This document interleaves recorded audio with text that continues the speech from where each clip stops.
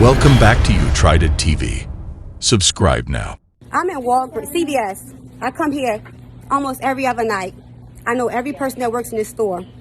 I came here to get some satin hair wrap and some dew growth oil. This lady sat here. She must be new. She sat here and she watched me on the aisle, acting like she was fixing stuff in the aisle. I'm watching her watch me, right? I watch.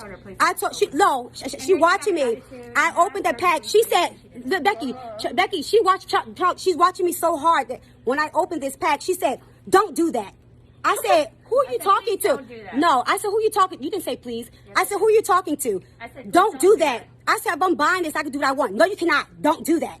I said, "You've been watching me this whole." Pull the cameras back. You did. Pull the cameras back. Okay. Pull the cameras back. What you thought was I was a child or someone stealing because you sat there and you watched me on 2 hours and I watched you watch me and I didn't say anything. Okay. Not one thing. I work here, yes. Yeah, you do work here.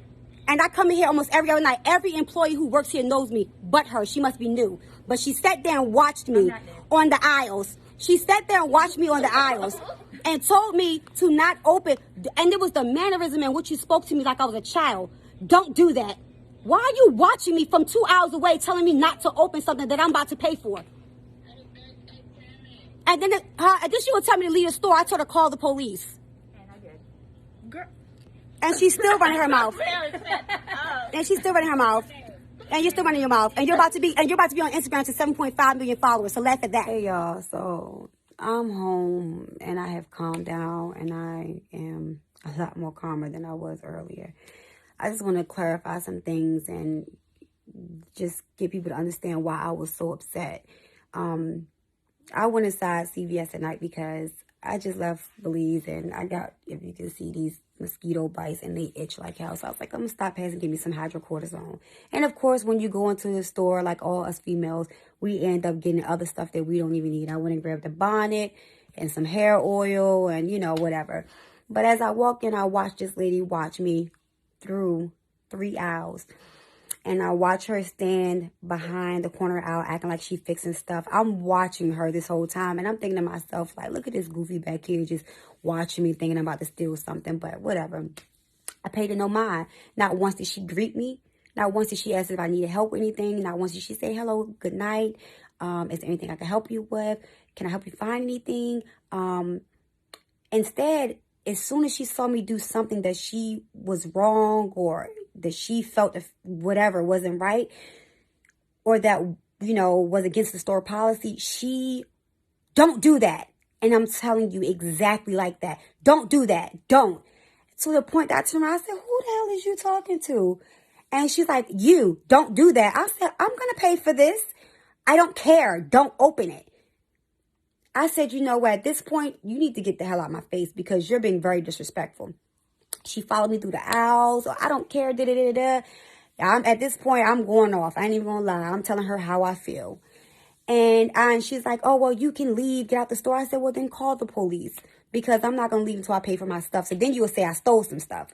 Call the police. And it's not like I say, it's not about the fact that of me opening something. It's more so in the sense of like, you could have been like, hey, can I hold that at the counter for you? Girl, we're not supposed to open things in the store. I'm sorry, it's against our store policy. I'd be like, oh, I'm so sorry. I apologize. Yeah, you could take that up, but I promise you, anything I open, I'm going to pay for. And that would have been that. You know what I'm saying? And it's not about like, oh, I just want to be treated fair. I want to be treated like a human being. I don't think I'm better than nobody else. I look crazy. I look hit. I don't look like I got anything, and that's fine because I'm not trying to look like I'm a regular person too, so I'm not expecting no special privileges or anything like that. I believe that you greet the janitor with the same respect you greet the CEO. You know what I'm saying? That's how I treat people in my everyday life, and I just want to be treated the same as a human. That's all. I don't want no special privileges. None of that. But you never know who you are dealing with. And you never know who people are. And my grandmother always told me, you never know when you're entertaining the angels. So treat everybody fairly. You sat there and you racially profiled me. And I know that it's crazy because I know a lot of black and brown people. When I mean brown, I mean a lot of Hispanics, black people. We go through it a lot where they just stayed over top of us. And even when she called the police, which I was kind of flattered by, she was saying, oh, it's a brown skinned woman here. She's brown. She's a brown skinned woman. I mean, you know, everybody who knows me knows I love being, you know, darker. That's why I got my little tan. But, you know, I just felt like, what did that even matter? What was that even, like, it's just, the whole night just shook me up. And I'm so angry I let this lady disturb my peace. That's just how I feel about it.